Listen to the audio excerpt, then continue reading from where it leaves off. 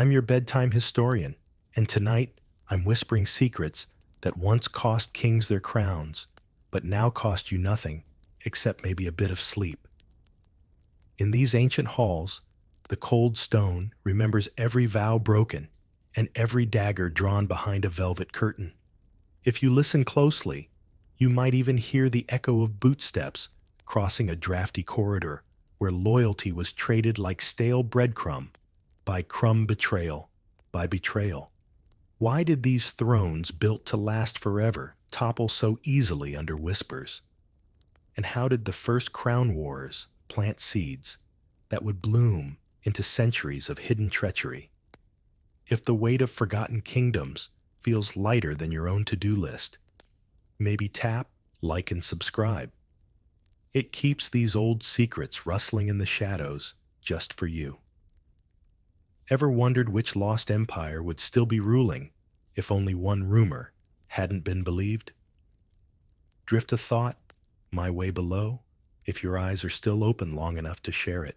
Now dim the lights, let the hush of distant conspiracies settle around you, and follow me down these corridors where ancient thrones whispered their first dangerous promises. The hall you find yourself in is wider than you'd expect for something so old flagstones worn to soft curves by the shuffle of countless feet. Your fingertips brush the cold surface of a pillar carved with coats of arms that no longer belong to anyone living. Flickering torchlight picks out dust motes, drifting like slow snowflakes in the stale air. Each one a tiny weightless witness to the betrayals that crack these stones. You pause near a half-open door, more of a gap in the wall than a grand entrance. There's no guard posted now, but once armored sentinels would stand here for hours, boots squeaking against marble, listening to secrets they were never meant to hear. The smell of old parchment, spilled wine, and something faintly metallic still clings to the stone. It was in rooms like this that the seeds of the First Crown Wars were sown.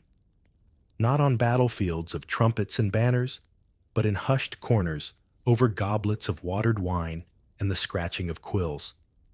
There's a record, half-legible moth-eaten, of a king who promised half his realm to an uncle in exchange for loyalty. He got half the promise, none of the loyalty, and a poisoned pear for dessert. Some scholars argue that the uncle's betrayal wasn't betrayal at all, but a clever maneuver to spare the realm from a mad ruler's whims. Others insist it was simple greed, ancient power, struggles boiled down to who kept the orchard keys. You step deeper into the hall and notice how the walls seem to lean inward the farther you go, as if the secrets here weigh so much they've bent the very stones. It's oddly comforting knowing that even marble can buckle under centuries of rumor and regret. Somewhere ahead, a faint drip echoes off the floor water, seeping through a crack in the ceiling, carrying whispers with it, drop by drop. You imagine a servant centuries ago, huddled by a brazier, shivering in a draught as his master struck a deal that would set a kingdom ablaze. The deal didn't survive the night, but the echo did history's cruel trick of preserving failure far longer than success. A soft scurrying catches your ear. Rats, you think, but no, not tonight. Tonight, it's only memories in fur coats, slipping under doors, with secrets in their tiny paws. You wonder how many plots were carried room to room by animals who never knew they were couriers of treason. Historians still debate which betrayal truly ignited the First Crown Wars. Was it the Queen's letter to her lover, folded in a silk glove and dropped by mistake, or a steward's drunken boast about hidden gold? Surviving records disagree, each chronicler loyal to a different master, each pen a blade in disguise. You lean against the wall, its chill seeping through your sleeve. If you close your eyes, you can almost feel the press of bodies in a clandestine gathering soft slippers brushing stone, a cough politely stifled, a promise murmured with eyes darting to dark corners. And always, always a listening ear where none should be. Funny thing about betrayal, it's the only currency that never loses value, no matter the century. The same whispers that toppled these ancient thrones found new buyers in later crowns, trickling down through dynasties like a family curse. They say that once a royal seat tastes blood, it can't help but thirst for more. Though, as always, some scholars call this superstition a peasant's excuse for when kings fell and heads rolled. A hush settles over the hall again. The torches gutter and hiss. Somewhere beyond this corridor, the first conspirators still wait in your mind, frozen in the moment, before secrets turn to swords. You stand among them, now a silent guest at a gathering that never truly ended, just moved on to another castle, another crown. You step away from the wall and move deeper, ready to follow those first traitorous footsteps down the hidden passages of betrayal that echo still in modern bloodlines.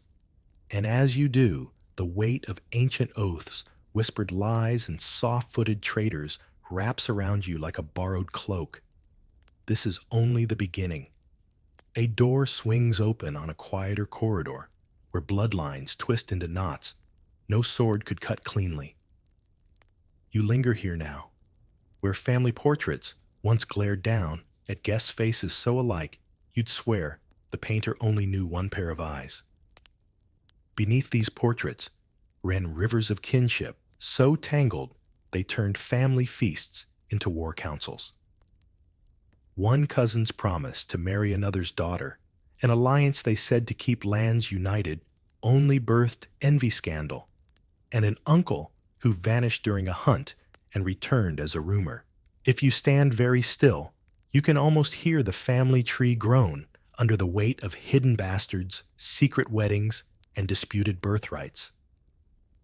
A parchment pinned behind a tapestry once named 3 heirs to the same crown. 2 died before the ink dried. The third outlived them all by pretending not to exist at all. Historians still argue whether this survivor truly belonged to the royal line or slipped in under a borrowed name. Your foot scuffs a stone, and the sound bounces back like a whispered accusation. These halls remember. Betrayal wasn't a single event here. It was the family crest itself. An uncle's gentle toast, a sister's sympathetic nod, every smile a blade tucked under velvet sleeves. You drift past an open hearth where nobles once warmed their cold hands and colder hearts. They'd gather close spill secrets, only to pull them back like a fisherman testing the line. One lord confessed a plot to poison his brother over a goblet of mulled wine. He changed his mind when the wine turned out to be poisoned first. Blood spilled at feasts. Blood spilled at christenings. There's a story of a royal cradle carved from the wood of an enemy's gallows, a cursed beginning some whisper for a child who would someday strangle his own father's legacy. But records are murky. No 2 scrolls agree on which king this was meant to be. A draft brushes your neck as you move down the corridor lined with more portraits, generations staring down their eyes, dark wells that know too much. Somewhere behind one of these walls is said to be a hidden passage carved not by architects, but by a desperate prince seeking to escape a sister's dagger. Some claim he made it out alive and fathered a line of peasants who still walk these lands today, oblivious to the crown that never sat on their heads. A soft clink echoes from deeper inside a dropped goblet, a ghostly toast, or just your mind stitching these echoes together. If these walls could speak, they'd choke you with confessions that never made it to parchment. You pause near an alcove where a suit of armor stands guard, empty but still imposing. Some say it belonged to the last loyal knight of a dynasty that betrayed itself out of existence. He was buried in that iron shell legend claims, so he could stand watch forever, listening for the next oath destined to shatter under the weight of blood ties and ambition. It's warm here by the hearth, but the warmth is illusion. Kinship offered comfort in name alone, as fragile as candlelight in these stone corridors. If you press your ear to the wall, you might swear you hear a mother's lullaby, twined with the whisper of a brother's promise to slit her throat if she bore the wrong heir. Historians debate whether that mother lived long enough to see the promise kept. Here in these hushed halls, blood was never thicker than ambition. A single candle flickers behind a half-closed door, a relic of those secret councils where iron rings sealed promises sharper than any blade. You step inside, careful not to breathe too loud. The room is small, but crowded with echoes, a table scarred by knives, scraps of parchment scorched at the edges, and the faint smell of old wax mingled with fear. In this chamber, men and women once swore loyalty in whispers, while their hands fumbled at their belts for hidden daggers. A ring passed from palm to palm, its iron band warmed by sweaty fingers, proof of an alliance stronger than any spoken word. If the ring turned cold in your pocket, you knew your days were numbered. It said that one conspirator wore 6 rings at once, one for each side he'd sworn to betray. When his body was found floating face down in a garden pond, only 3 rings were left on his fingers. Some scholars suspect the missing bands still lie hidden under flagstones somewhere waiting for a new hand to slip them on. Your fingertips graze the old table. The scratches and stains read like a ledger of half-kept promises. One corner is scorched black evidence, they say, of a hasty attempt to burn a treaty when the guards were pounding at the door. The treaty didn't burn fast enough, and neither did the traitors. Whether they were dragged to the courtyard for execution or bribed their way back into favor depends on which chronicle you trust. You turn toward a shelf lined with wax-sealed scrolls, some cracked with age. One bears a crimson ribbon, so faded it looks brown. Legend claims it once bound a note from a queen to her husband's greatest rival, an invitation to dinner that ended with poison and a ring rolling across the banquet floor. Some historians think the letter was a forgery, a ploy to discredit the queen. Others argue she was clever enough to forge it herself. A draft teases the candle's flame bending its light across the iron rings scattered in a shallow bowl on the table. They look harmless, little loops of metal that once promised kingdoms. But press them to your ear, and you might imagine they still hum with secrets too old to name. You step closer to the hearth at the room's far end. Ash clings to the stone floor, gray ghosts of old fires where alliances were tested in the glow of dying embers. Here a young noble once knelt, swore fealty to his cousin's crown, then slipped out the door to betray him before dawn. His family line vanished not long after, whether by war or by quieter methods, the scribes never quite agree. A mouse darts across your path, tail flicking against a fallen ring. For a moment, you wonder if the mouse knows it carries a kingdom's ruin on its back. Probably not. Treason is a human luxury. You brush dust from your sleeve and lean against the cool stone wall, eyes tracing the shadows where so many gathered, plotted, and vanished. Some say these rings still turn up in forgotten drawers, offered as gifts to modern collectors who have no idea what promises cling to them. Perhaps it's better not to know. After all, iron rings and hidden daggers rarely sleep for long. A whisper curls through the hallway beyond a draft or the ghost of the first silent coup that ever toppled a crown without a single blade drawn in the open. You follow that whisper into a narrow passage walls, slick with centuries of damp secrets. Long before horns and banners announced new kings, power shifted behind doors just like this. You pause by a small wooden bench, its legs uneven on the ancient stones. Here, servants once lingered, pretending to doze while catching every hushed word drifting from the council chamber beyond. One misplaced yawn could mean a slit throat before morning's bread was baked. In one forgotten winter, a scribe's ink-stained fingers signed away a kingdom, while the king himself snored drunk on honey wine 2 doors down. The plotters bribed the palace guards with promises of land and brides, promises they mostly kept, which was unusual enough that some historians suspect there was a second plot buried beneath the first. You move toward a faded tapestry drooping from rusted hooks. It shows a hunting scene, stags fleeing dogs, lords laughing on horseback. But behind this fabric, once upon a frost-bitten night, 3 noblemen pressed their palms together and agreed to smother their sovereign with silk so as not to stain the bed with royal blood.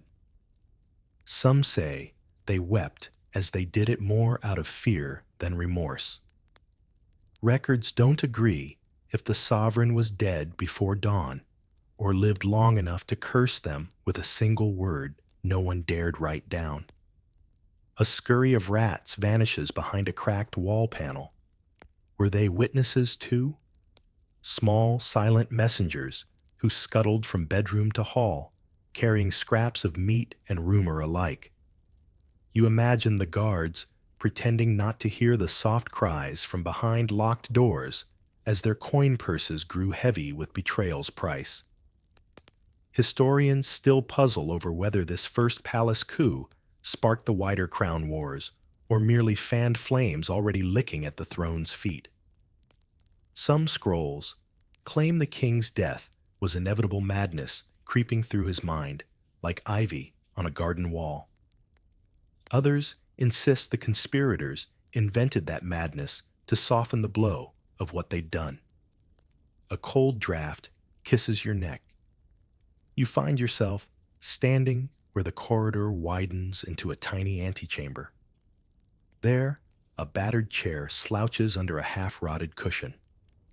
The rumor goes that this very seat once held the palace's highest guard captain, paid twice over to stand aside while silk suffocated a dynasty. No official record bears his name. His descendants likely sip tea somewhere, now never knowing they owe their quiet country life to a man who sold silence at midnight. In this corridor, you feel how power shifts, not with swords, but with a hush, a nod, a piece of parchment slipped under a locked door. The silent coup needed no trumpet, no battering ram. Just enough fear, enough greed, and a hall too dark for witnesses. And so kings fell, like fainting courtiers, collapsed softly onto down pillows, while a new name inked itself onto royal seals by candlelight. Nothing more brutal than a blade. Nothing more dangerous than a whisper. Beyond the silent coup's cold corridor waits a banquet hall, frozen in a moment, when laughter and poison sat side by side, each pretending to toast the other. You drift toward that hall, now high ceilings, draped in dusty banners, tables that once groaned under the weight of roasted boar, sugared fruits, and secrets sweetened by flattery. Imagine the clink of goblets, the hiss of wine poured too generously. Beneath the flickering candlelight, courtiers leaned close lips, slick with honeyed lies. Servants moved like shadows slipping between velvet sleeves and whispered threats. Somewhere in this vast room, a single cup bore enough poison to unseat a century of crowns. You pause by a toppled chair, its cushion split open, feathers spilling onto the stone floor. Legend says a duke found himself sprawled here, mid-toast, his goblet switched by a rival's trembling hand. Some swear the poison took hours, a slow agony hidden behind polite laughter. Others claim it was swift a final toast that ended before the cup touched the table. Records contradict as they always do. A platter of gilded fruit once rested on this very table, or so the stories say. Pears so ripe, they dripped onto the embroidered cloth, staining it forever. Some scraps of that cloth survive in private collections framed behind glass as trophies of treachery disguised as feasting. You run your fingers over the table's edge, feeling grooves worn by elbows that once propped up conspirators, jesters, and trembling cousins forced to smile through their fear. One soft joke might earn you another course. One slip of the tongue, another slice of pie, and your final breath.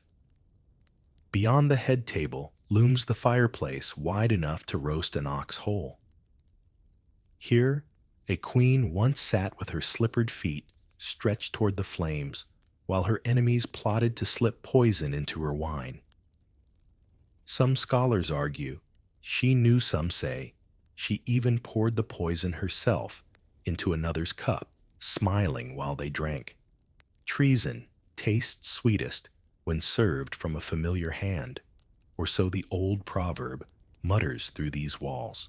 The echoes of that banquet linger in the air, laughter pitched a little too high, silver knives scraping plates, and the sudden hush when a goblet tips over. A smear of dark stain on the flagstone might be wine, might be something heavier. A tapestry above the hearth shows a hunting party returning at dusk, hounds with full bellies, lords with empty eyes. It's said this was woven after the feast, a quiet reminder that some prey never flees fast enough. You catch yourself wondering how many guests left the hall alive that night. Not all feasts end with applause, and applause alone. One scrap of parchment survives from that night, half a toast scribbled in a trembling hand. May we drink to peace that never betrays. The irony lingers longer than the wine ever did. So you stand at the edge of the hall, listening to the silence that came after the last goblet fell. It's here that trust died, a second death, sealed not with a sword, but with a sip too generous for its own good. Not every battle cries out in the open. Some die softly, at a banquet drowned in a cup. A gust of night air slips through a cracked window as you drift away from the poisoned feast, down a corridor lined with faded tapestries that once muffled footsteps meant never to be heard. You find yourself stepping into the chill, outside moonlight, pooling on mossy cobblestones, where a lone rider once spurred his horse into the darkness, cloak snapping like a banner of betrayal. This was the betrayer's night ride, or so the oldest stories claim, a desperate flight through moonlit forests and muddy lanes, hoofbeats pounding louder than the rider's frantic heart. Some say he carried a velvet-wrapped letter, the ink still wet with promises to undo a king. Others claim it was not a letter, but a single silver dagger, thin as a promise and twice as sharp. You trace your fingers along the rough stone wall, where the courtyard opens wide to the sleeping world beyond. The cold bites at your skin, the same cold that once stung the traitor's cheeks as he ducked low under branches and brambles, careful not to leave a trail his enemies could follow by lantern light. He had friends waiting in the shadows, or so he believed. History is less certain. Some records suggest he never reached them, pulled from his saddle by a loyal guard who let the horse run free into the fog, carrying the last scraps of treason tangled in its mane. Others whisper he made it to a candlelit chamber far beyond the city walls, handed over his secrets, and vanished into a countryside that never spoke his name again. A low breeze rustles the nearby trees, bare branches creaking like old bones. You imagine the rider slipping through a village where shutters snapped shut at his passing every window, a silent witness. Did he hear dogs bark in the distance? Did he flinch at every snapping twig, certain it might be the sword, meant to silence his tongue forever? Near the courtyard's broken gate lies an old hitching post, moss creeping up its sides.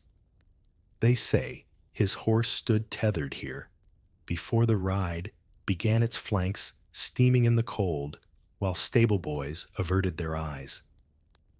One boy, just 12, later claimed he saw the betrayer's face pale as milk eyes, wide as if he'd glimpsed the price of his own treason written in the stars overhead. Of course, other scribes dismissed the stable boy's tale, a fanciful invention to sweeten a tavern gossip decades later. You step closer to the broken gate, hand brushing the weathered wood. If you close your eyes, you can almost hear the iron shoes striking cobblestone, the soft grunt of a horse pushed too hard for too long. And beyond that, an oath whispered into a velvet night, vowing loyalty to whoever waited on the other end of that desperate gallop. Historians still quarrel over who first read the betrayer's words. Some point to a rival prince, eager to carve new borders in the dark. Others believe a queen herself unfolded that velvet packet under flickering candlelight lips, curling at secrets worth kingdoms in blood and coin. Some betrayals ride straight into legend. Others vanish hoofprint by hoofprint into the mists that swallow even the sharpest daggers whole. Past the ghostly hoofbeats, you follow a narrow path winding back into the palace grounds toward chambers once heavy with silk and secrets. Here, behind thick velvet curtains, royal sisters plotted their way from childhood lullabies to battlefields, bright with silk banners and darker truths. You pause beside an arched doorway, where they say the sisters first whispered their dreams to each other. Dreams spun of coronets and alliances, braided hair and innocent giggles. But loyalty between thrones and sisters rarely sleeps soundly for long. Beneath the perfumes and jeweled hairpins lay envy sharp enough to draw blood. One sister married young crowned queen before she'd outgrown the dollhouse tucked behind her maid's quarters. The other lingered in the shadows, weaving alliances with old courtiers and forgotten knights, promised a place at her table once the crown shifted heads. Some scrolls argue the elder sister struck first, casting her younger sibling as a traitor to justify open war. Others insist the younger outmaneuvered the elder, her silk banners the first to flutter above the walls when swords were drawn at dawn. You step through the doorway into a small receiving room, walls still echoing with laughter that turned to poison. The air here is thick with the ghost of rose oil and the hush of conspirators pressing ears to doors. They say, on the night before the sisters declared war on each other, they shared a final meal, fresh figs, goat cheese, a goblet of honeyed wine. A single slip of the tongue set the world alight. No scribe agrees what was said. Maybe it was never spoken at all. A beam of moonlight falls on the stone floor, catching on a dark stain, wine or blood, no one knows for sure. Some claim the sisters met again on the battlefield, face to face in a sea of silk and steel. Their standards clashed in the dawn mist, bright threads tangled in mud as loyal retainers fell around them. Historians like to paint the rivalry in broad strokes. Good sister, bad sister, a neat fairy tale for bedtime reading. But the truth breathes between the lines. Two women raised to trust no one but each other, then told they must choose between crown and kin. Neither chose well, if the ashes of their banners are anything to judge by. You move closer to the window, looking out over moonlit fields, where tents once sprawled like ghostly cities overnight. Campfires flickered warming men who would spill their lives at dawn over promises neither sister would ever keep. They say spies slipped between the tents that night, servants in borrowed armor lovers, carrying secret letters stitched into hems. By sunrise, whole regiments had switched sides without raising a single blade. A faint breeze rustles the old drapes, and you almost hear its silk tearing in the dark secrets whispered into sleeping ears, dreams of crowns traded for a breath of survival. Some scholars claim the sisters' feud ended with one locked away in a convent to spend her days penning remorseful letters no one read. Others say the survivor visited her sister's tomb each year, laying a single silk ribbon on the cold stone, her only apology fading to dust before spring returned. Sisters at war, an inheritance sharper than any crown. Step beyond the torn ribbons of sisterly betrayal and find yourself in a dim gallery where shadows linger longer than guests ever did. Here, within marble walls, polished to a soft echo, the king's shadow army moved an invisible legion whose weapons were whispers and secrets traded for coin or kisses. Your boots scuff against the cool floor, and somewhere overhead, a faint draft rattles the iron sconces. It's said that no royal decree carried weight unless these unseen agents approved it first, though officially they did not exist at all. Court scribes called them ghosts, in plain sight servants, and stable boys, by day cunning eyes, and silent knives by night. A battered oak table stands near the far wall, its surface scarred with candle burns and ink spills. Here spies gathered in the king's name or against it, passing coded messages folded into scraps of parchment no bigger than a coin. Some scrolls claim the king himself often sat among them, disguised in a humble cloak, listening for plots before they could bloom. Others argue the king's presence was myth, an invention to scare courtiers into checking shadows twice before speaking freely. You drift closer to a narrow side door, its hinges squealing as if to remind you that secrets never stay quiet forever. Beyond that door once lay a network of passageways, low tunnels lined with torch sconces, where double agents brushed past each other in silence. One might carry an oath sworn at dawn, another in order to break that oath before dusk. A cold breeze brushes your neck as you imagine a young spy perched by the tavern hearth ear, pressed to drunken boasts that would change the course of kingdoms by breakfast. Many of these shadows were peasants, castaways, or palace orphans offered silver and a new name in exchange for loyalty no one could see but everyone feared. The sound of dripping water draws your eyes to a corner where a cracked jug still stands. Some say it once hid a hidden scroll, its wax seal slipped beneath a false bottom. Whether it ever reached the king's hands, no one agrees. Some argue the message never existed at all, just another rumor to frighten courtiers into paying tribute to the Shadow Army's purse. Your hand drifts along the cold wall, fingertips tracing tiny grooves carved by bored agents waiting for orders. Initials, secret codes, perhaps meaningless now, but once capable of unseating noble houses with the scratch of a quill. A faded tapestry hangs nearby, strange for a place so steeped in treachery. It shows a hunting dog cornering a stag, but look closer, and you see the dog's eyes glancing back at the hunter behind him. Betrayal beneath loyalty hidden in plain sight. The perfect crest for spies sworn to crowns they would betray tomorrow if the price glittered bright enough. Historians still squabble over how much power this army truly wielded. Some say they ended more wars than they ever started turning rumors into treaties before blades drew blood. Others claim they fed the crown wars like dry kindling ensuring secrets would forever buy more secrets.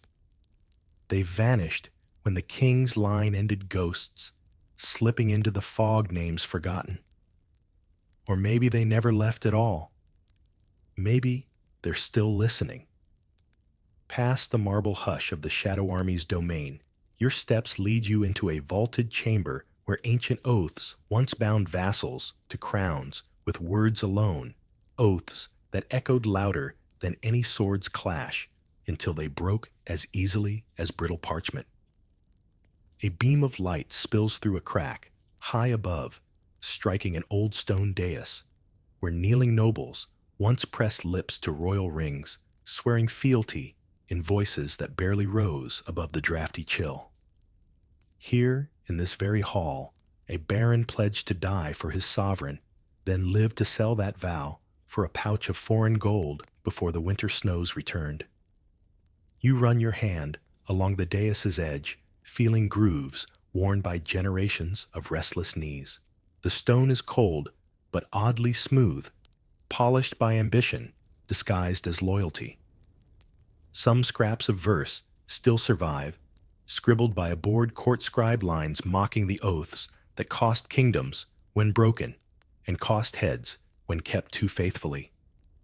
Beyond the dais, a cracked mural peels from the wall, once painted in bold blues and reds, now faded to ghostly silhouettes of crowned heads and kneeling knights.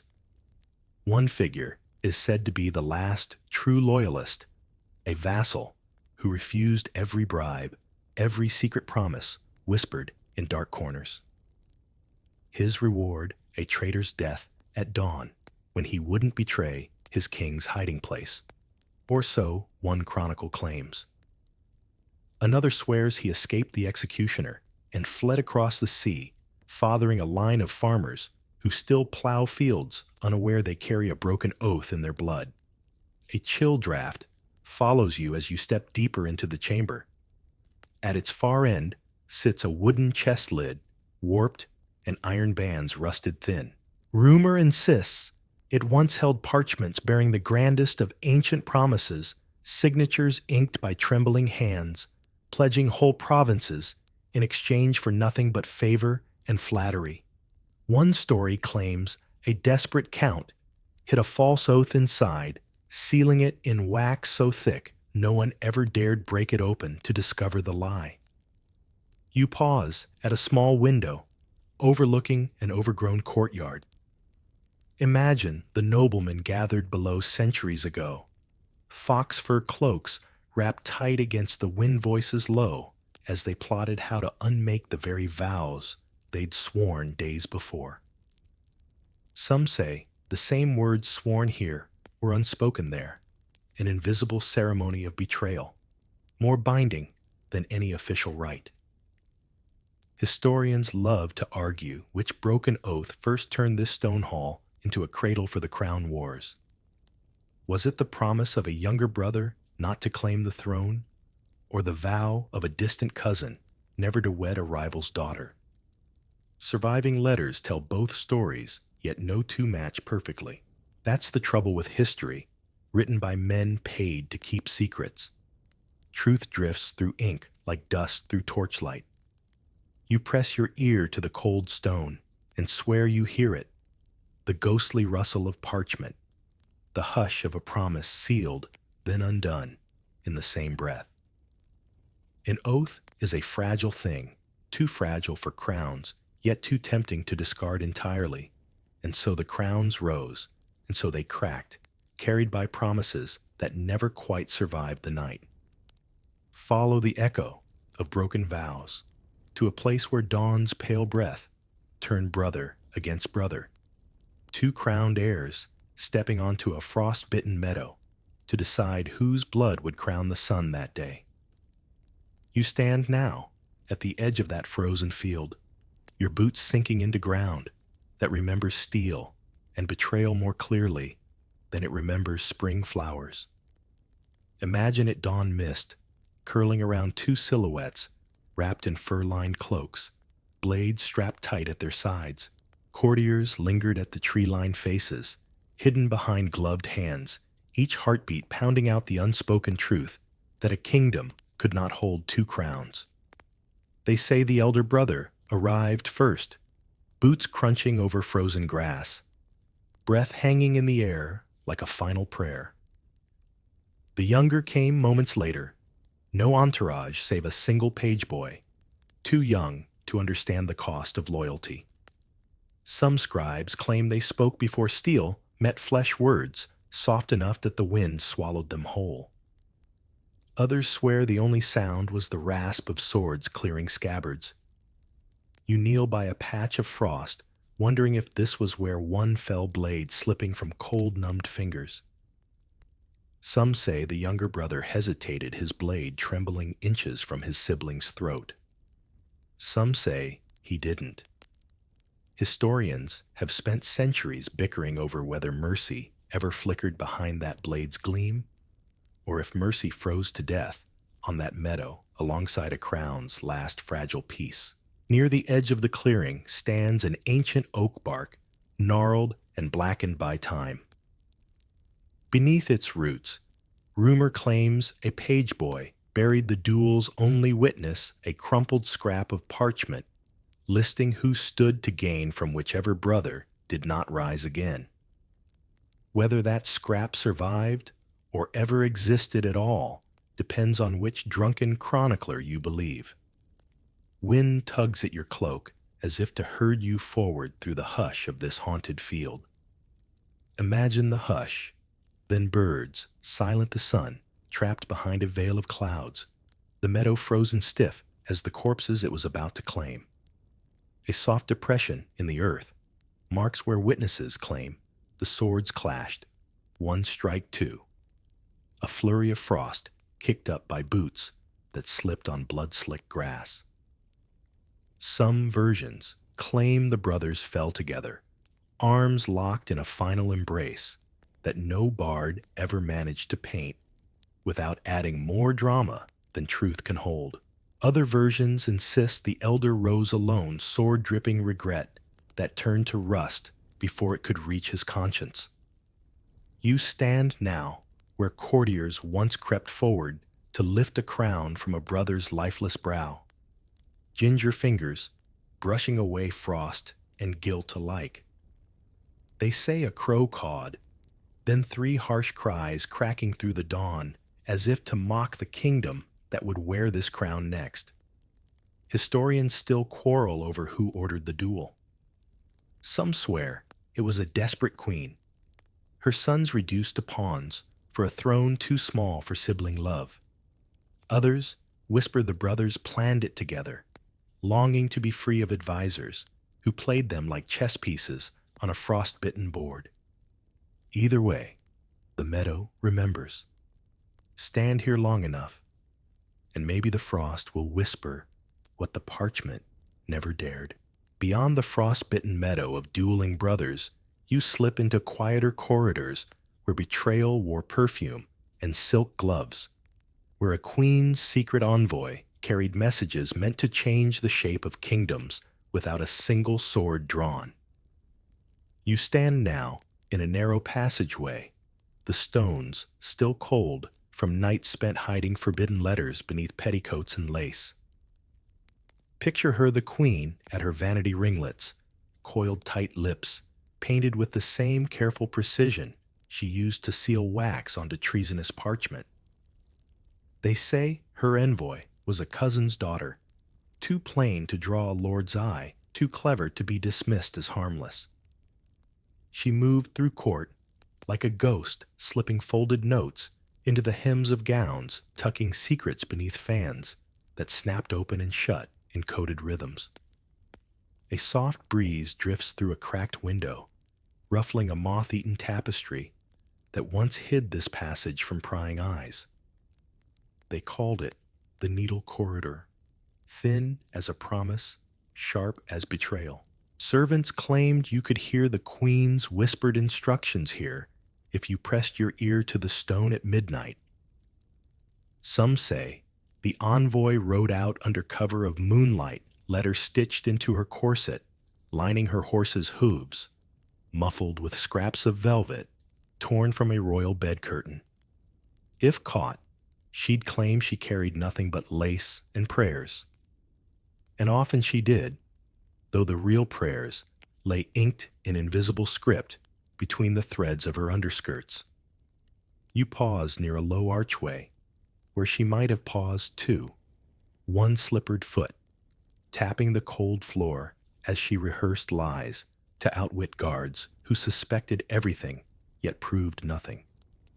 Rumor claims she once delivered a sealed promise to an enemy king's tent in the dead of winter, trading warmth and safety for whispers that unseated a crown back home before spring thawed the roads. Historians argue whether she acted of her own accord or danced on a string, pulled tight by the queen's gloved hand. Some scrolls hint the envoy was more than a messenger.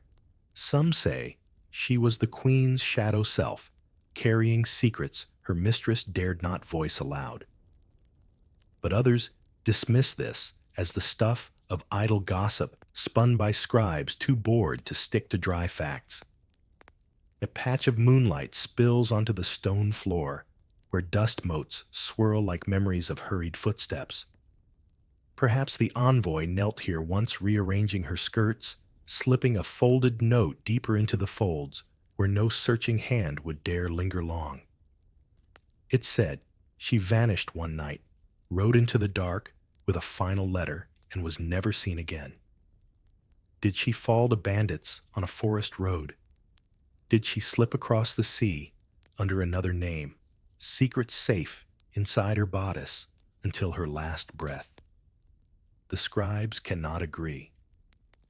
Your fingers brush the cold stones, tracing the passage that once hummed with the rustle of silk and parchment. In this narrow artery of conspiracy, loyalty bled out line by line, sealed with a kiss, folded with trembling fingers, handed over for a price no crown could ever repay in full. A queen's secrets carried in lace, and lies lighter than steel, deadlier than any blade. Slip past the needle corridor's final hush and step into a courtyard that once clanged with steel, but never belonged to kings alone. Here, under a sky that knew no loyalty, mercenaries gathered swords for hire, whose oaths weighed exactly as much as the coin that bought them. You stand at the edge of this old training ground, boot heels tapping on flagstones scuffed by 1,000 boots that came before. A broken wheel leans against a low wall, part of a supply cart once piled high with spears and salted meat for men who'd change banners at dawn if a rival paid a silver more. Imagine them hardened men, draped in mismatched armor coats of arms stitched over with new colors each campaign. They drank from battered goblets and wagered on which noble's promise would break first. A commander here might toast the king one night, only to ride for his rival by sunrise banner flipped and horse-painted with fresh colors in the stable's dark corner. A soft wind carries the faint scent of old ash from a fire pit near the courtyard's center. Some say mercenary captains would gather around that pit sharpening blades and sharpening lies their laughter low as they carved up maps with greasy fingers. Did they believe in any cause? Maybe if the cause filled their pockets and left them breathing when winter came.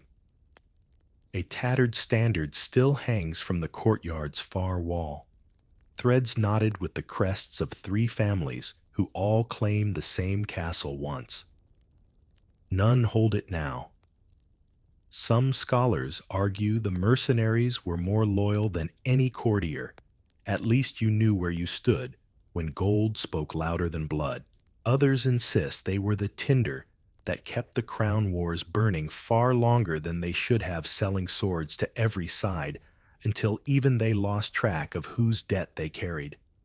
You lean against a post once used to tether horses, now long dead shaggy beasts that bore mercenary lords from siege to siege. Stories linger of one grizzled captain who never slept in a bed for fear a rival's coin might slip poison into his cup while he dreamed. Instead, he slept in his saddle blade, resting across his lap like a promise that loyalty ends at dawn. At the courtyard's edge, an old well stands capped with a warped plank. Legend claims a fortune's worth of bribes once sank to its muddy bottom rings. Coins, even a dagger, crusted with dried wax from secret letters cut free before they could be delivered. Some say that when the sun strikes the well, just so you can glimpse those lost bribes winking up at you like curses that never forget the hand that tossed them down. Historians puzzle over whether these sellswords prolonged the crown wars or saved kingdoms from ruin by keeping power spread thin. Some scrolls describe them as butchers in gleaming breastplates. Others paint them as accidental peacekeepers, switching sides so often no single crown ever held enough steel to crush the rest. And so they linger here still, if only in the clink of ghostly coin, blood money echoing in the night air, a reminder that in these old stones, loyalty was never free. Beyond the courtyard, where mercenaries counted their silver, your footsteps find a rough earthen path that winds past the palace walls and into the quiet fields where forgotten peasants once dreamed of more than taxes and borrowed crowns. Here beneath moonlight and soft rain, small rebellions sparked like fleeting candle flames, villagers who dared stand upright when kings looked away. You stand at the edge of an abandoned village square, moss creeping over stones that once felt the press of muddy boots and battered pitchforks raised skyward in defiance. Imagine the hush that fell when rumor reached these thatched roofs, a baron's oath broken a tax collector's throat cut behind a barn, a single whispered promise that maybe the peasants could wrest back a breath of freedom before dawn. There's an old well at the square's center, its bucket half-rotted rope, frayed by time and hands that once pulled water for fields, now lost to bramble. Some say this well ran red one harvest after a local reeve tried to stop the villagers from meeting by torchlight. A scrap of parchment pinned to the well's stones once declared them traitors to the crown traders whose names never found their way into royal records, erased as cleanly as footprints after a rainstorm. You walk past the remnants of a cottage, one crooked beam jutting skyward, like a finger raised in protest no one ever heard. Inside, a single hearthstone still holds a scorch mark, where they say leaflets were printed in secret, crude, misspelled proclamations, calling for bread-fare taxes in a voice too small to echo through palace halls, thick with silk and spies. A low breeze rustles the long grass around you, carrying faint hints of wood smoke and damp earth. Some scribes dismiss these peasant uprisings as little more than footnotes, unorganized rumbles, easily snuffed by hired blades and midnight raids. Others insist these rebellions were the crown war's true heartbeat, the quiet threat that forced lords to build higher walls and swear oaths twice over. A tangle of briar grows where villagers once gathered to sharpen scythes, not for harvest, but for any armored rider foolish enough to demand tribute during lean winters. They say one village held off a minor lord's taxman for a full month, feeding them false trails through swampy woods until the men abandoned their ledgers and left their polished boots behind in the muck. Near the tree line, you spot the stump of a once mighty oak. Here local farmers once hung banners made from stolen bedsheets, daubed with crude symbols of plows and crowns struck through with dripping paint.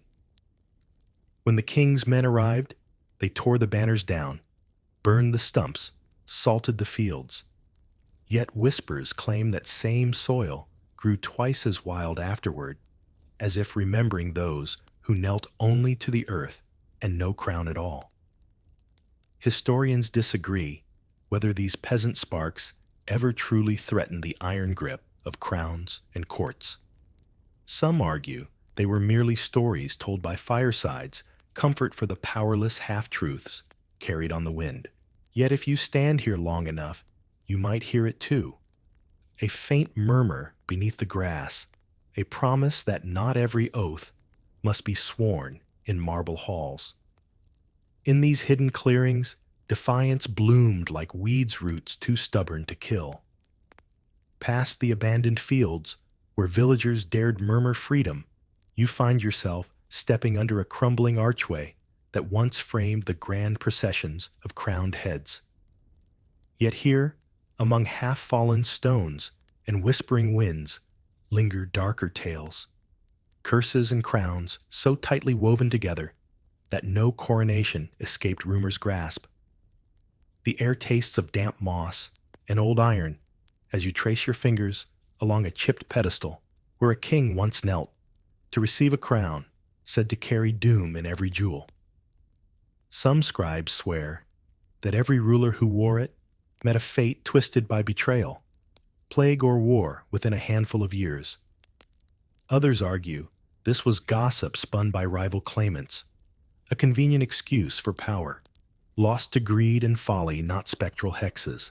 A shattered statue stands near the pedestal's base, a robed figure with an outstretched hand, palm up, as if still begging the heavens to break the chain of bad luck, binding royal blood to ruin.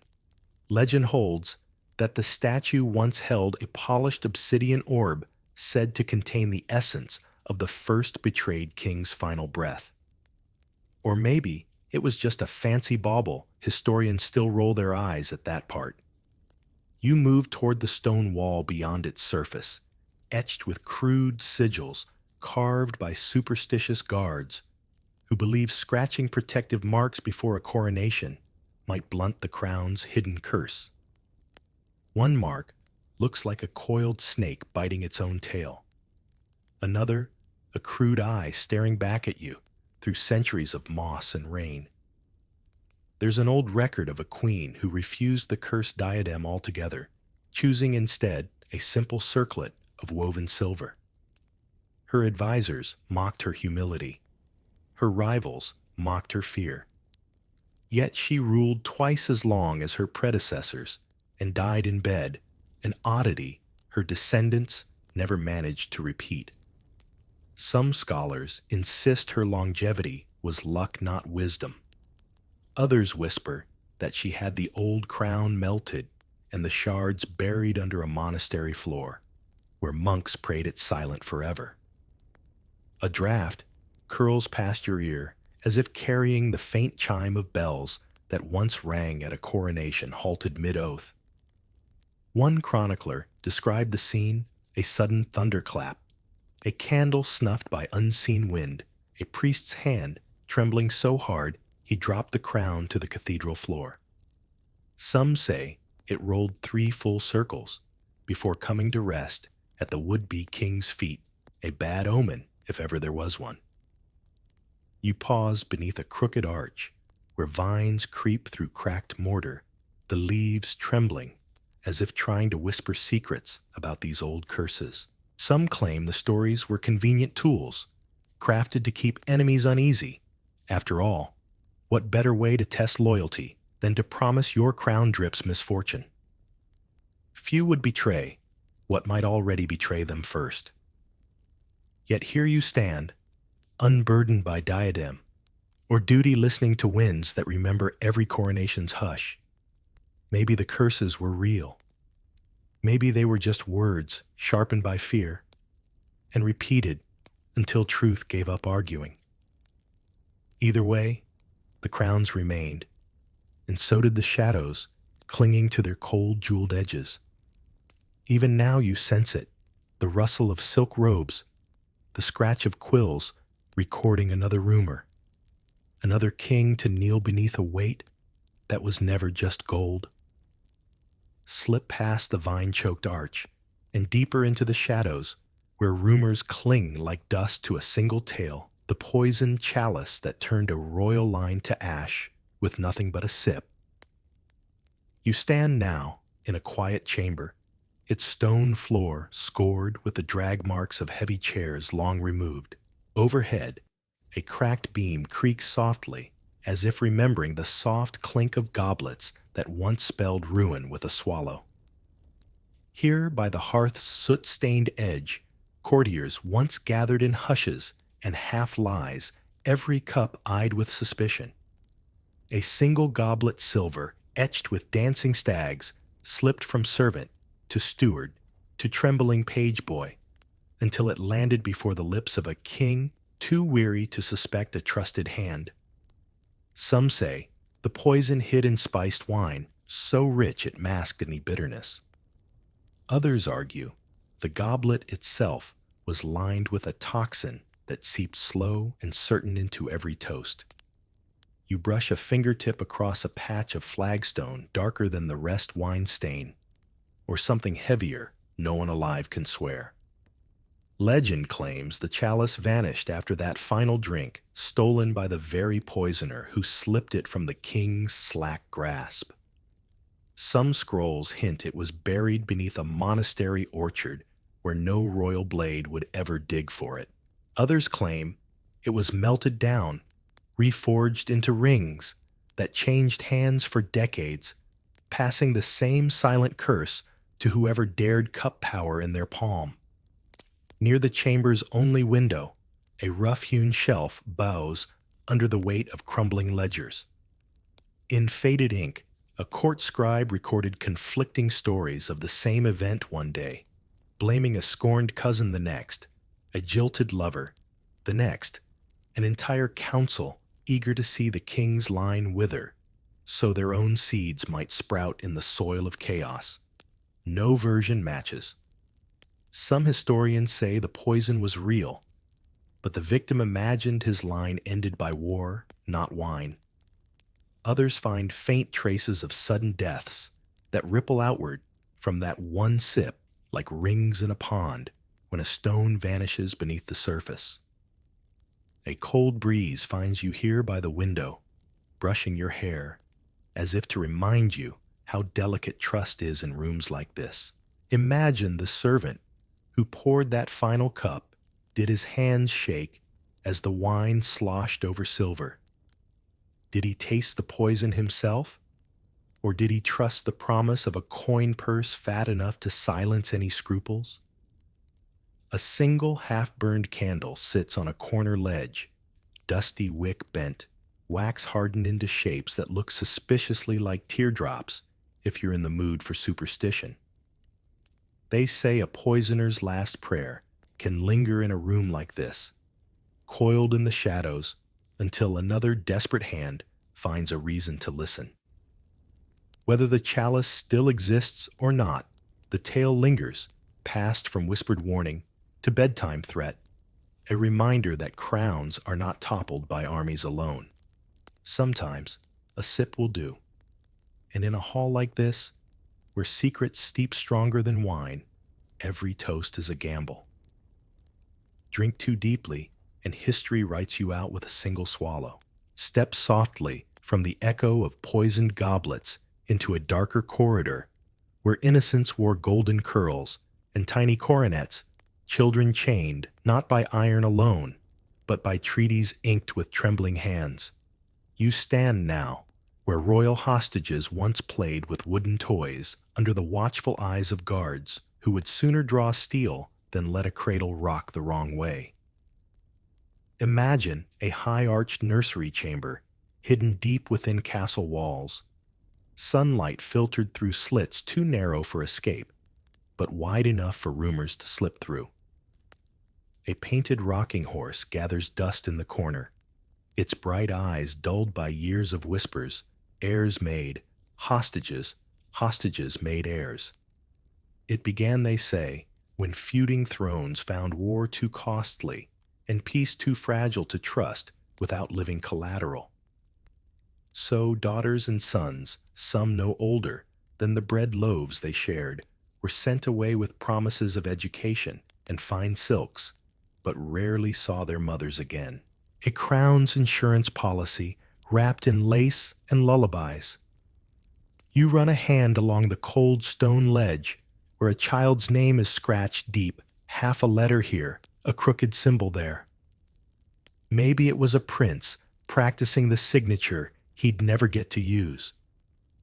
Maybe a lonely sister carving a message no one alive remembers how to read. Historians argue over whose hand etched the marks. Some say it was an older hostage comforting a frightened boy. Others claim a tutor left it a quiet rebellion hidden in plain sight. Step closer to the hearth, its embers long dead. In winters, when the treaties frayed, thin hostages huddled here for warmth, clutching scraps of parchment that smelled faintly of distant mother's perfume. A single slip of a diplomat's tongue could seal these children's fates, overnight one broken alliance, and the next dawn's breakfast might come with iron manacles instead of sweet porridge. A rumor clings to these stones like frost that one clever princess turned her imprisonment into power, weaving messages into her embroidery so skillfully that each petal stitched was a promise to the kingdom beyond. Some scrolls call her a hero, the reason 2 warring crowns held peace for a generation. Others dismiss her as myth, just another bedtime tale for children who feared the same fate. At the far end of the room sits a low wooden cot, its straw mattress flattened by years of tiny restless bodies. Some say a prince once escaped from this very bed, slipping through kitchen tunnels at dusk. He made it as far as the orchard walls before a hound's bark gave him away. No scribe can agree if he was dragged back in chains or if the orchard swallowed him whole. His bloodline lost among the farmers and millers who never knew they carried a kingdom's promise in their veins. Outside this chamber, marble halls glittered with feasts and music, but here, secrets were sharper than any court blade. Children learned early to nod and smile to play their roles as insurance for peace they'd never inherit. And when they whispered lullabies to one another at night, they always asked the same question: when does the chain break? History never really answers. Beyond the cold nursery, where royal children learn to trade innocence for survival, you step onto a field gone soft, with centuries of quiet grass, though once it churned with boots, hooves, and treachery, thick as the mud beneath. This is where battlefield betrayals cracked crowns as surely as any poisoned chalice or broken oath whispered in candlelit halls. You stand near a weathered stone marker. Nothing grand, just a slab half swallowed by weeds. They say this was where a commander once raised his banner high at dawn, his soldiers cheering loyal hearts pounding in cold armor. By dusk, that same banner lay trampled in the mire, its colors reversed to show the price of an unspoken promise. Picture it, a line of armored men shifting restlessly mud, sucking at greaves, breaths clouding the morning air. One rider peels away from the vanguard, trotting to an enemy camp under the thin excuse of parley. Inside his gauntlet, a tiny scrap of parchment promises gold, a marriage pact, a piece of land far enough from the clash of swords to sleep easy. By the time he returns, the battle's outcome is already sold. You crouch by a patch of earth, darker than the rest rumor claims. It's where 2 captains clasped hands in secret just moments before the clash, a single grip sealing the fate of 1,000 men who would charge blind into a trap. Some scribes swear the commanders planned it weeks ahead, tricking their lords into feeding them gold twice over. Others argue the deal was struck that very morning in a tent heavy with wet cloaks and the smell of fear. A cold wind brushes your shoulder as you stand, and imagine what came next.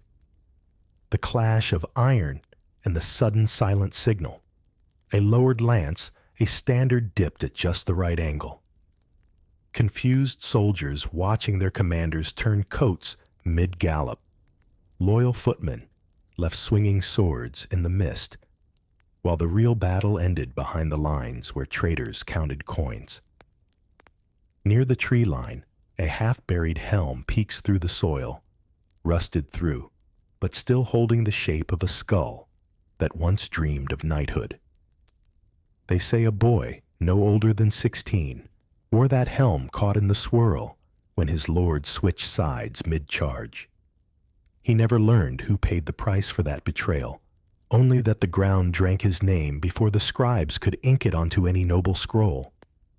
Historians argue whether these battlefield betrayals were the crown war's true weapon, mightier than any siege tower or sharpened spear. Some call them cowardice, the work of desperate men too fond of coin. Others whisper they were mercy in disguise, sparing kingdoms from drawn-out slaughter by ending battles with a single gesture no army could parry. Beneath your feet, the grass grows thick and soft, a quiet shroud over the ghosts of men who shouted loyalty in the dawn and traded it for silence by dusk. In the hush between wind gusts, you almost hear the rustle of banners folding under new masters, the cold clang of coin slipping from palm to armored palm. On fields like this, crowns fell, not with a roar, but with a single glance and a hidden purse. Past the muddied fields, where commanders sold loyalty like spoiled wine, you drift now through a corridor of velvet drapes and hushed laughter into the secret chambers where betrayal traded swords for kisses. Here in candlelit alcoves behind thick tapestries, a lover's treason bloomed faster than any army's march. You stand near an ornate doorway, carved with roses and vines, its handle polished by countless gloved hands that slipped through it at hours when court etiquette slept, but whispered conspiracies did not. It was in rooms like this that a queen's favorite handmaiden met a rival duke by moonlight, or so the rumor goes. Their trysts left more than tangled sheets behind. They left letters tucked in bodices, promises murmured into hair still smelling of another monarch's perfume. A faint perfume lingers even now, rose oil and sweet wine, the air heavy with secrets sweeter than truth. Some say one affair toppled an entire fortress without a single siege tower raised. A baron, enthralled by the soft sighs of his sworn enemy's niece, opened the back gate one misty dawn. The next morning found his name scratched out of royal records, his lands divided like wedding cake among men who never touched the battlements he betrayed. You step deeper into the chamber, where silk pillows spill from a low chaise, their faded embroidery catching the flicker of light from a long-dead hearth. Once these cushions bore witness to whispered schemes, betrayals sealed with lipstick kisses and the slip of a signet ring into a trembling palm. Some scribes claim one notorious lady-in-waiting collected more secrets on silk sheets than any spy master in leather boots. Her scandalous web stretched from dusty border towns to the king's own bedchamber. Of course, others dismiss her as a myth, woven by prurient monks, desperate to sell scandal in neat hand-copied folios.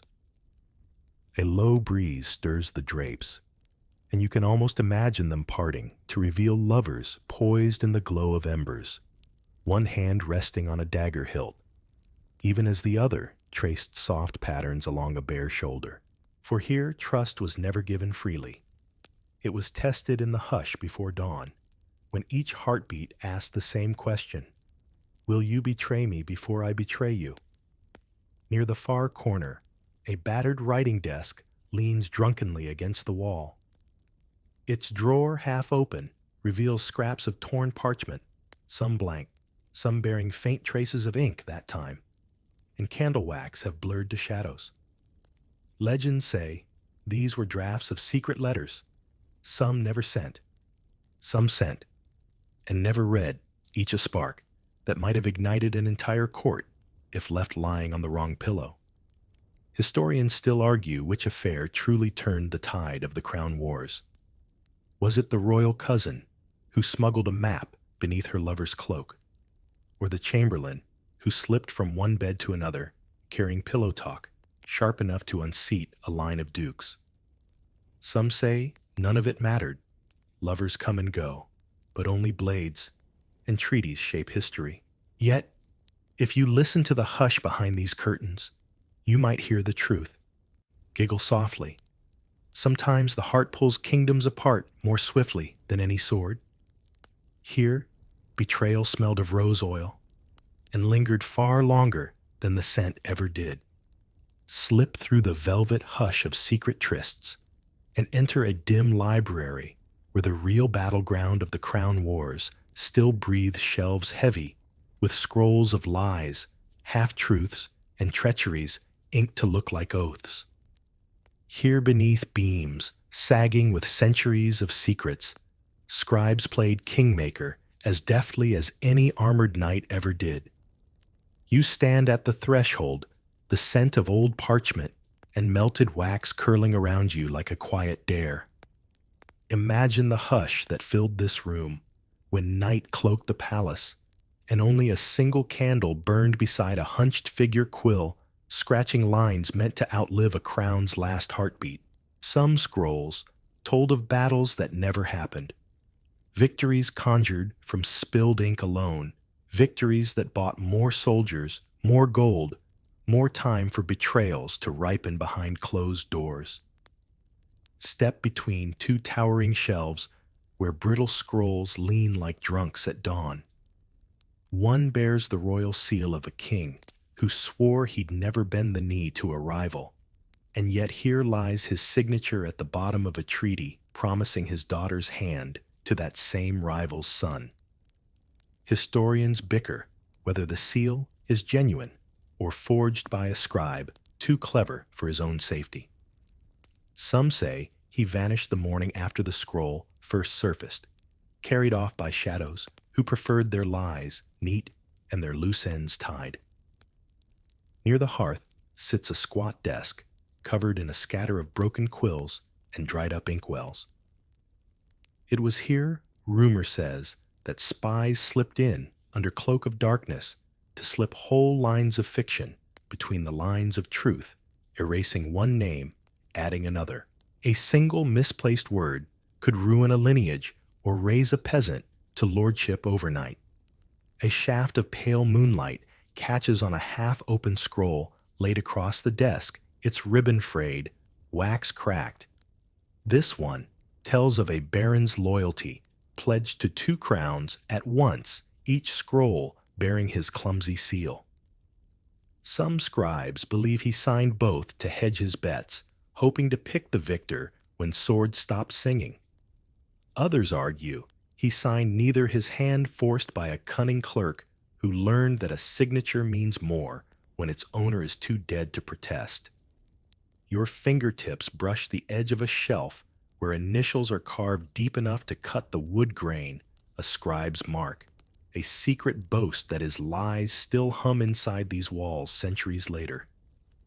Some say his name appears nowhere else, a ghost hidden in plain sight, shaping kingdoms, with each forged line left to gather dust. Historians debate whether the scrolls preserved in these shadows were ever meant to be read, or if they were decoys, bait for spies, traps for fools too eager to buy rumors with blood. The parchments don't answer. They rustle when the wind shifts through cracked panes, whispering half-remembered truths to no one at all. Stand here long enough, and you might swear they breathe lies written to look like facts, facts twisted to look like hope.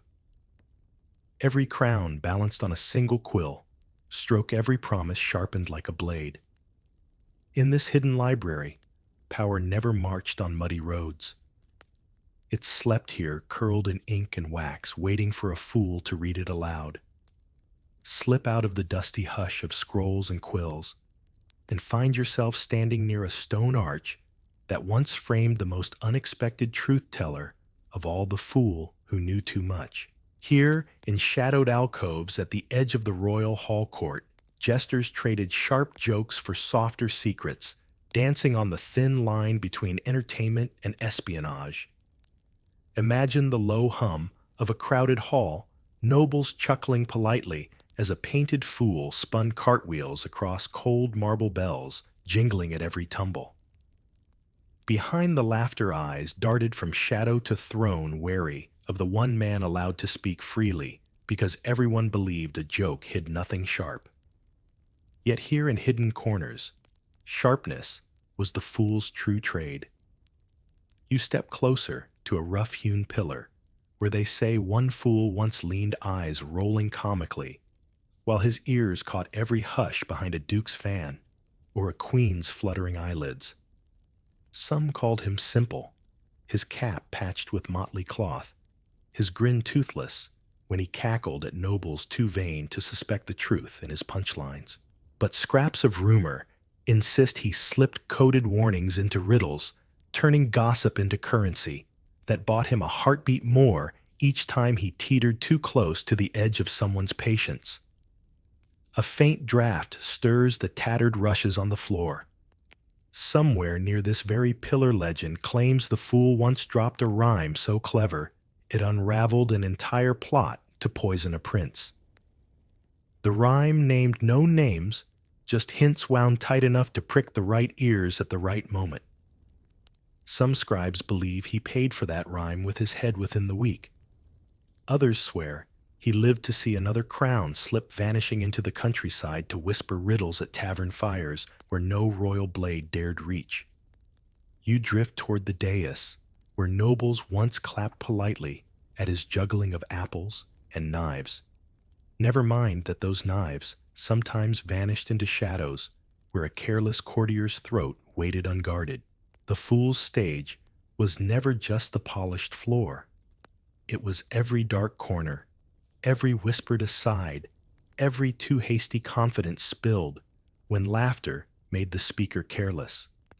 Historians still argue whether these fools were clever puppets for more cunning masters, spy masters in motley sleeves, or if they worked alone, scraping out survival by bartering secrets stolen under cover of capering mischief.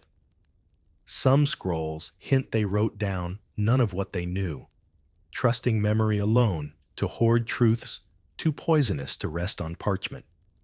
You pause near a small wooden stool, legs wobbly seat scarred by careless knives. This, they say, was the fool's perch when jesting turned to whispers at the king's ear. A jest well timed could unmake an alliance. A pun sharp enough could peel a courtier's pride down to raw fear.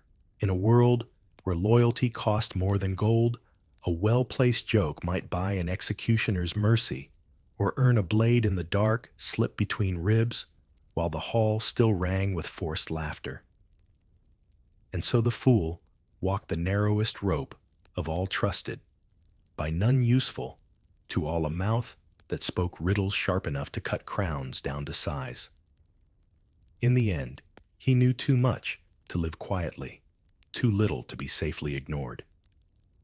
The stones here remember each punchline echoes of a truth so carefully hidden that only a fool dared say it aloud. Step past the echoes of the fool's sharp laughter and find yourself standing beneath vaulted arches once draped in velvet for a coronation that history never allowed to finish. This is where silk banners should have fluttered, trumpets should have brayed, and a crown should have settled gently on a trembling brow.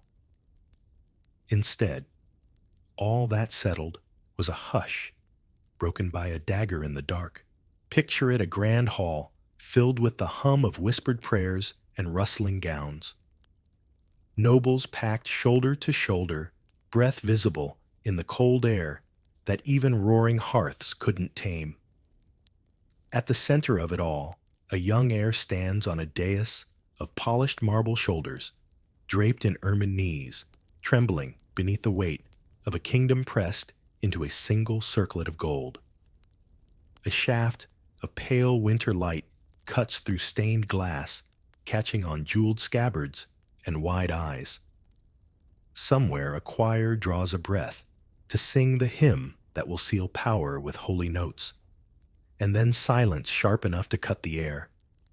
A cry that never finishes, a flash of steel so quick it looks like a trick of the torchlight. Some claim the dagger found the new king's heart before the crown did.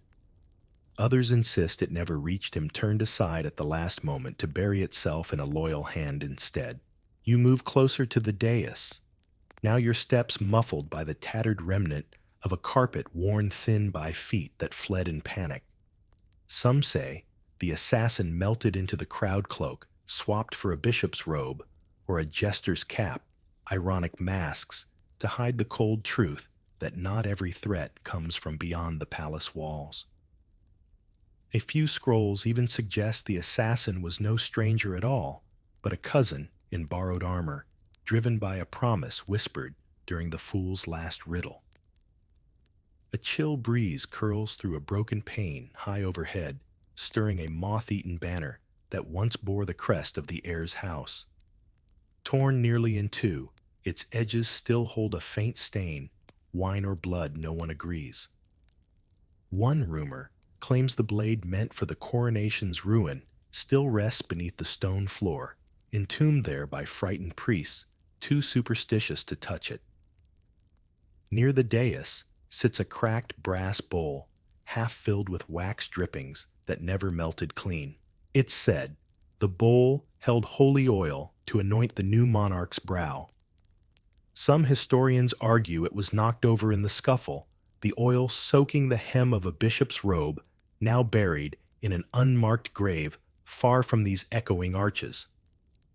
Others insist the anointing never happened at all. One more rite left incomplete. One more sign that crowns cling to chaos like moths to flame. If you press your ear to the marble here, some claim you can hear it still, the sudden hush, as hope curdled into fear, the hiss of a blade drawn in defiance of every promise inked and sworn in stone chapels. A coronation begun, but never crowned one heartbeat, where power slipped between fingers, lost in the echo of a dagger that asked no permission at all. Step away from the shattered coronation hall and out into the cold breath of a ruined courtyard, where banners once snapped in the wind above walls, now scorched and broken. Here is where the crown wars revealed their final truth, that oaths may bend in candlelit chambers, but on open fields, fire speaks loudest. Imagine it, dusk settling over a city wrapped in the smoke of its own undoing. Towering keeps once draped in proud sigils, now nothing more than silhouettes against a crimson sky. Families huddled in cellars, clutching what treasures they could carry, while above them, banners turned to ash, falling like dirty snow onto streets that no king would ever walk in triumph again. You stand near a crumbling parapet, stones blackened by flame, and centuries of silent rain. They say a last desperate stand happened here, two rival factions pouring oil over ancient ramparts, lighting pyres not for warmth, but as signals to the men below. No surrender, no retreat, only ruin. A battered standard lies tangled in bramble by your feet, its fabric charred around an emblem no historian can agree on. Some claim it belonged to the faction loyal to the last betrayer. Others swear it was the mark of a rebel lord whose own men turned on him before the fires even reached the outer gates. There is no single truth, only scorched threads and whispers too tangled to untie. You drift across flagstones cracked by heat and age toward a heap of stone where a gatehouse once stood. One chronicle says, this was where a knight tried to hold the line while the city burned behind him, his armor scorched black, as he shouted promises of mercy to peasants fleeing through hidden tunnels. He died alone when the gate gave way, buried beneath flaming timber and the soft hush of a standard drifting down like a final curse. A faint wind pulls the scent of cold ash from the stones, carrying it over the fields beyond the broken walls. Some say the crown wars ended here, not with a treaty or a coronation, but with the last embers of these fires. A final declaration in smoke that loyalty bought in gold and sealed with silk threads burns just as easily as dry timber when betrayal breathes the spark. Near the courtyard's far edge, a patch of scorched earth still refuses to grow new grass. Local legend insists it's cursed ground, where so many banners fell in flame that even the soil remembers. Stand there long enough, they say, and you'll hear the snap of standards tearing free from spears drifting through the smoke to vanish in the night air. Historians like to argue whether these final burnings were acts of desperate defense or petty revenge. Some scribes claim it was mercy better to leave no stone standing than hand it over to a rival cousin's grasp. Others call it madness, the last futile flailing of a line that knew its secrets were too brittle to survive peace. Yet here, among the charred walls, the lesson endures. When banners turn to ashes, no crown stands unmarked by soot. Step carefully through the scorched courtyard's drifting embers and into the hush that follows ruin, where betrayal found its final strangest disguise. Here, at the frayed edge of a kingdom, undone by daggers and flames, a last betrayal did not wear armor or silk, but glimmered on a wedding band, slipped onto an unsuspecting finger. Picture a dim chapel lit by guttering candles, the walls still scarred by the smoke of battles past. A handful of nobles gather in borrowed finery, their breath frosting the air as they murmur blessings they barely believe. At the center stand a lord and lady hands clasped more from duty than devotion, each wondering if the other's heart beats for the crown or the dagger tucked beneath a velvet sleeve. You pause near a cold stone pillar, fingertips brushing moss that creeps up from the floor, nature reclaiming what once witnessed whispered vows meant to bind bloodlines together forever, or at least long enough to silence centuries of feuds and keep a fragile peace breathing through the embers. Some say this marriage was love's last stand against betrayal. Others insist love was never in the room at all, only tired monarchs desperate to seal old wounds with a promise too brittle to hold. A hush lingers here, thick with the ghost of an unseen witness, an uncle in the shadows, a mother clutching a locket of poisoned pearls, a scribe ready to pen yet another oath, destined to crack under the weight of rumor. Historians disagree on who planned the wedding and who planned the betrayal it carried hidden in its gold band. A rumor drifts through these walls like smoke that the bride carried a tiny note stitched into her sleeve, a promise to a rival court that this marriage would open gates better left shut. A rival groom waiting beyond the borders, or perhaps an old lover counting down heartbeats until the vows were spoken, and the kingdom undone from within. You drift closer to the altar, where stone steps bear faint scratches, some say made by a ring dropped in trembling fingers at the last moment. Did the groom see the trap and step forward anyway? Did the bride flinch when the crown pressed too heavy on her brow? Some versions say they exchanged a kiss so cold it turned the air brittle. Others claim the dagger flashed before the kiss could land a final betrayal, sealed not with a blessing, but with blood on ancient stones. Near the side wall sits a splintered chest, its lock snapped long ago. Within it once lay marriage contracts inked and re-inked by scribes, too weary to care if the parchment outlived the promises. Some claim these scraps were burned before dawn, their ashes scattered across the same fields where banners once fell in flame. If you press your palm to the cold altar stone, you can almost hear the quiet gasp that marked the end vows, muttered over trembling lips, secrets smuggled through that last soft promise, till death do us part. A wedding ring, a whispered word, a blade hidden in silk. Sometimes the neatest betrayal is the one that walks down the aisle smiling. Slip from the cold hush of that ill-fated chapel and follow the echoes of half-remembered songs drifting through taverns and monastery halls. Here at the worn edges of kingdoms and memory alike linger the songs of the forgotten ballads that cradle secrets too restless to stay buried in dusty archives. Picture a smoky tavern, perched at the crossroads of nowhere, its door hanging crooked its hearth, warm with gossip and ale that numbs the ache of old betrayals. In the corner, a lone singer plucks a battered lute voice, low enough to draw you close, yet never loud enough to anger the spirits listening from the shadows. His song weaves scraps of the crown wars into verses, names blurred by time, details knotted with rumor, but each note stitching truth and myth so tightly you can't pry them apart. You lean against a rough-hewn beam boots, planted on creaking floorboards, worn smooth by generations, who came for warmth and left with pockets full of half-lies.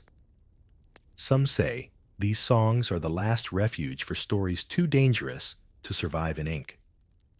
One misplaced scroll can burn. A whispered chorus clings to tongues for centuries, slipping over borders like smoke under a door. One ballad murmurs of a kitchen maid who carried the final letter that unseated a king. Some verses claim she vanished into the hills, living out her days as a brewer's wife who taught her daughters to hide folded parchments in barrels of cider. Another song hints she was found by the crown's last loyal hounds, her throat cut before she could sing her secrets to anyone else. No historian agrees, only the song knows, and it isn't telling plainly. A draft stirs the tavern's smoky haze as the singer pauses to sip stale beer, his eyes flicking to a pair of monks at the far table. Even the holy men come to listen, ears half-tuned for hints of truth, worth scribbling onto scraps of vellum tucked inside sleeves. Some say monasteries still hoard ballads and secret codices, lines so gently altered they slip past royal censors like shadows past sleeping guards. Step outside the tavern now and follow the melody carried on the night wind. In monastery, cloisters far from prying courts, monks hum these verses under their breath while illuminating frescoes no patron will ever see. Between gold leaf and tiny Latin prayers, they paint hints of traitors who switched banners at dawn, queens who wrote more than prayers in silk-threaded letters, fools who laughed as crowns rolled across stone floors slick with spilled wine. Historians puzzle over why so many details survive only in song. Some argue these ballads are pure fancy ghost stories to fill tankards and hush restless children. Others swear they are the Crown War's truest record, preserved in rhyme because parchment and seals crumble when kingdoms fall.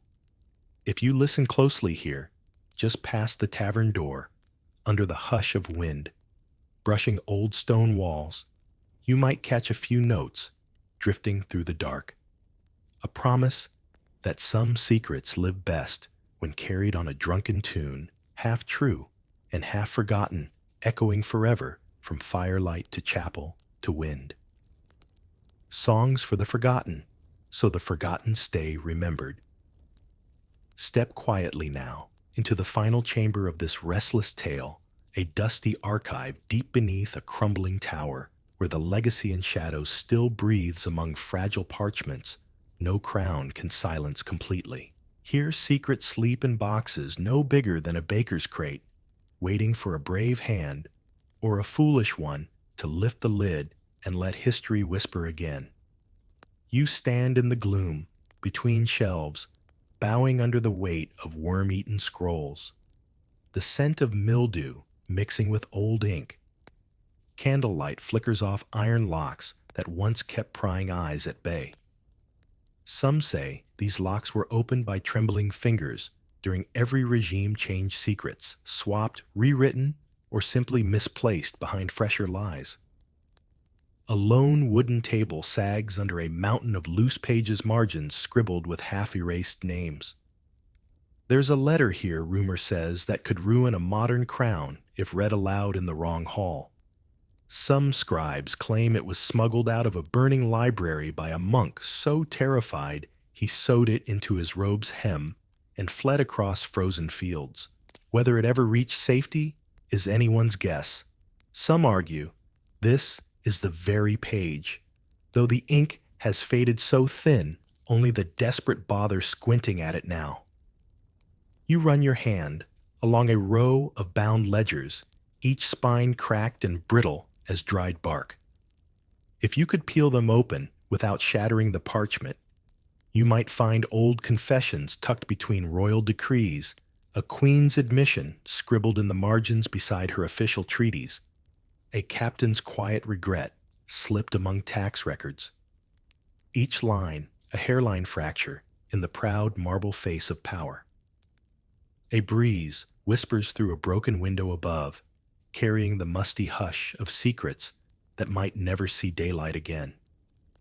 Some say modern kings and queens still send spies to this archive, bribing keepers to guard what should stay buried. Others believe the real danger lies not in the scrolls, but in the minds that dare to read them, once seen these fragile truths take root and crack loyalties apart from within. Near the far corner slouches a scribe's stool, one leg mended with rope. Here in lamplight, more shadow than flame, countless ink-stained monks piece together rumors into tales that drifted from scriptorium to tavern, from castle to battlefield. Some pages were burned before the wax seal even dried, others slipped into traveling packs, crossing mountains and seas to remind distant heirs that betrayal never really dies. Historians bicker whether this archive is the beating heart of the Crown War's ghost, or just a mausoleum of half-lies. Some argue every scroll here is a trap confessions forged to ruin rivals long since dust. Others whisper that these pages hold the real shape of crowns still worn today, built not on marble or gold, but on secrets so fragile they tremble in the dark, daring the wrong pair of eyes to find them. You stand among them now, a silent witness to the hush that binds the living to the dead. Should you ever lift one fragile parchment from its slumber, know this history is patient, but betrayal is forever wide awake. So linger here, if you wish, in this archive of whispers and flickering candlelight. Let the hush wrap around you like a cloak stitched from secrets, some too old to matter, some still sharp enough to cut through time's soft dust. In these quiet corridors, the ghosts of scribes and spies settle beside you, laying their tired pens down at last. Outside, the wind still rattles loose shutters somewhere far above your head. Imagine it sweeping across forgotten battlefields, through empty banquet halls and burned courtyards, carrying ashes and lullabies alike to places where no crown can bind them. Breathe it in cool and slow until every echo fades to a gentle hum in your chest. If these tales have given you company tonight, if their fragile truths have unknotted some small corner of your restless mind, may you drift off lighter than any crown could promise. And if you ever wake before dawn's first pale hush, remember some secrets prefer to be left here tucked away, where dreams keep them safe. If you'd like to return to these stories, you know the quiet path back. One gentle click, one whispered thought, and I'll be here ready with another tale to cradle you back to sleep.